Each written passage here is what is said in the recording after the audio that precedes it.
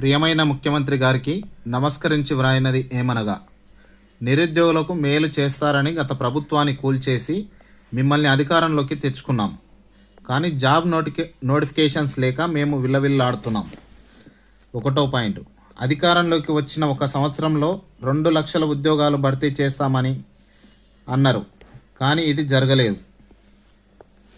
2వది, 2023 ఎన్నికల మేనిఫెస్టోలో ఒకసారి, 2024 అసెంబ్లీ సమావేశాల్లో ఇంకోసారి జాబ్ క్యాలెండర్ ప్రకటించారు, కానీ అది ఇంతవరకు అమలు కాలే. 3వ పాయింట్, ఎస్సీ వర్గీకరణ జరిగి 2 నెలలు దాటింది, కానీ ఇంతవరకు ఒక్క జాబ్ నోటిఫికేషన్ కూడా రిలీజ్ కాలే. 4వ పాయింట్, గ్రూప్ 1 మీద ఉన్న కేసెస్కి ఇతర AEE, power sector, police, DSC, GPO, Singareni, RTC, group 2, group 3, group 4, Gurukula, JL, DL, PL, forest department, AEO, AO, health department ఎట్సెట్రాకి ఎటువంటి సంబంధం లేదు. సమస్యలు లేని నోటిఫికేషన్స్ అన్నీ విడుదల చేయొచ్చు. వెంటనే రివైజ్డ్ జాబ్ క్యాలెండర్ ఇచ్చి నోటిఫికేషన్లు విడుదల చేయాలని మనవి.